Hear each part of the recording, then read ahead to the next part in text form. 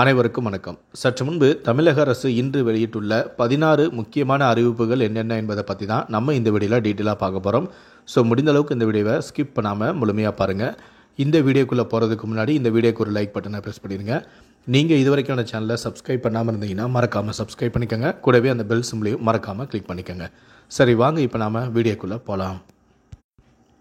முதல் அறிவிப்பு: 10ஆம் வகுப்பு பொதுத் தேர்வு எழுத உள்ள பள்ளி மாணவர்களுக்கான ஹால் டிக்கெட் மார்ச் 14ஆம் தேதி மதியம் வெளியாகும் என தேர்வுத்துறை தெரிவித்துள்ளது. தமிழக பள்ளிக்கல்வி பாடத்திட்டத்தில் 10ஆம் வகுப்பு மாணவர்களுக்கான பொதுத் தேர்வானது மார்ச் 28ஆம் தேதி முதல் ஏப்ரல் 15ஆம் தேதி வரை நடைபெற உள்ளது. இந்த தேர்வை 9,13,036 பேர் எழுத இருக்கிறார்கள். பள்ளிகளின் தலைமை ஆசிரியர்கள் தேர்வுத்துறையின் dge.tn.government.in என்ற வலைத்தளத்தில் சென்று மாணவர்களின் ஹால் டிக்கெட்டுகளை பதிவிறக்கம் செய்து கொள்ள வேண்டும் எனவும் கூறப்பட்டுள்ளது. இரண்டாவது அறிவிப்பு: 1 முதல் 5ஆம் வகுப்பு மாணவர்களுக்கு ஏப்ரல் 22ஆம் தேதி முதலும் 6 முதல் 9ஆம் வகுப்பு மாணவர்களுக்கு ஏப்ரல் 25ஆம் தேதி முதலும் கோடை விடுமுறை விடப்பட்டுள்ளது. மூன்றாவது அறிவிப்பு: சென்னையில் கடைகளில் தமிழில் பெயர் பலகை வைப்பது கட்டாயம் என மாநகராட்சி மேயரான பிரியா தெரிவித்திருக்கிறார். தமிழில் பெயர் பலகை வைக்காத கடைகளுக்கு 7 நாட்கள் கெடுவுடன் நோட்டீஸ் வழங்கப்பட்டு வருவதாகவும் அவர் தெரிவித்துள்ளார். நான்காவது அறிவிப்பு: தமிழ்நாடு புதுச்சேரியில் ஒரு சில இடங்களில் இன்று முதல் 4 நாட்களுக்கு 3 டிகிரி வரை வெப்பநிலை அதிகரிக்கும் எனவும், மேலும் தமிழ்நாட்டில் மார்ச் 19ஆம் தேதி வரை மிதமான மழைக்கு வாய்ப்புள்ளதாகவும் சென்னை வானிலை ஆய்வு மையம் தெரிவித்துள்ளது.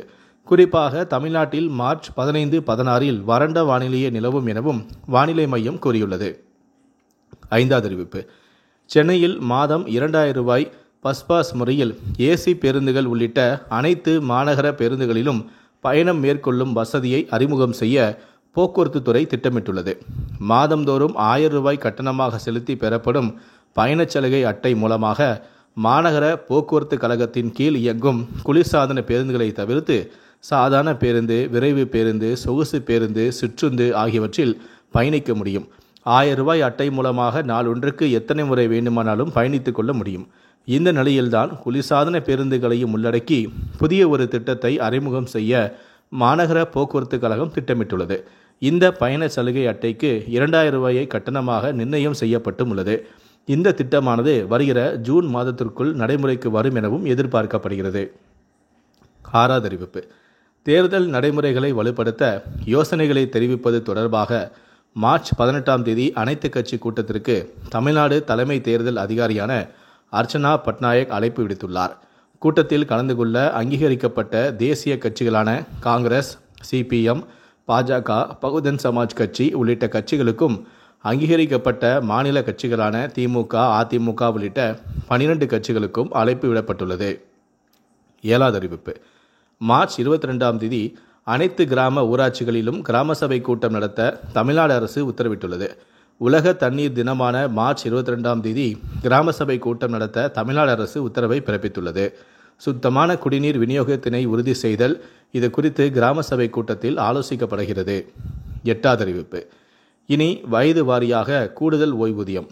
80 வயது மற்றும் அதற்கு மேற்பட்ட வயதுடைய ஓய்வு பெற்ற மத்திய அரசு சிவில் சர்வீஸ் ஊழியர்கள் இனி கூடுதலான ஓய்வூதியம் பெறுவார்கள். 80 முதல் 85 வயது வரையிலானவர்களுக்கு அடிப்படை ஓய்வூதியத்தில் 20% கூடுதலாக வழங்கப்படும். 85 முதல் 90 வயதினவர்களுக்கு 30% கூடுதலாக கிடைக்கும். 95 முதல் 100 வயதினவர்களுக்கு 50% கூடுதலாக வழங்கப்படும்.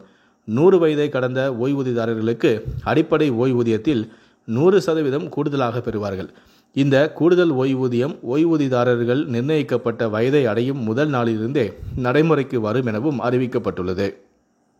ஒன்பதாவது அறிவிப்பு: பௌர்ணமி மற்றும் வார விடுமுறை தினத்தையொட்டி பயணிகளின் நலன் கருதி 966 சிறப்பு பேருந்துகள் இயக்கப்பட உள்ளதாக போக்குவரத்து துறை தகவல் தெரிவித்துள்ளது.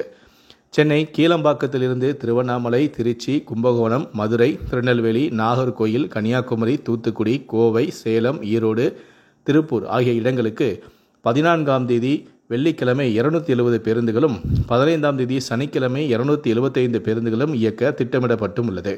சென்னை கோயம்பேடிலிருந்து திருவண்ணாமலை, நாகை, வேளாங்கண்ணி, ஓசூர், பெங்களூர் ஆகிய இடங்களுக்கு 14ஆம் தேதி மற்றும் 15ஆம் தேதி 51 பேருந்துகளும் மேற்கூறிய இடங்களிலிருந்தும் இயக்க திட்டமிடப்பட்டும் உள்ளது.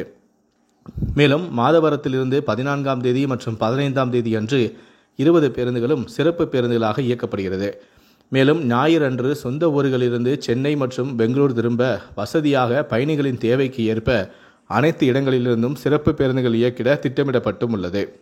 10வது அறிவிப்பு. பிற்படுத்தப்பட்டோர், மிக பிற்படுத்தப்பட்டோர் மற்றும் சீர்மரபினர் நல மாணவ மாணவியர்களிடமிருந்து 2024-25ஆம் ஆண்டிற்கான பள்ளி மேற்படிப்பு கல்வி உதவித்தொகை கோரி விண்ணப்பிக்க கால அவகாசமானது 15/3/2025 வரை நீடிப்பு செய்து உத்தரவிடப்பட்டும் உள்ளது.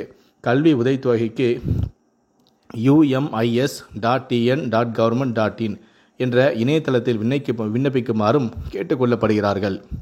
11வது அறிவிப்பு. சாலை போக்குவரத்து நிறுவனம், தமிழக அரசின் திறன் மேம்பாட்டுக் கழகம் இணைந்து நான் முதல்வன் திட்டத்தின் கீழ் கட்டணமில்லாமல் 2 பாலருக்கும் கனரக வாகன ஓட்டுநர் பயிற்சி அளித்து ஓட்டுநர் உரிமம் இலவசமாக பெற்று வழங்க இருக்கிறது. இதில் சேர 20 வயதிற்கு மேற்பட்டவராக இருக்க வேண்டும். இலகுரக வாகன உரிமம் பெற்று ஓராண்டு நிறைவடைந்திருக்க வேண்டும்.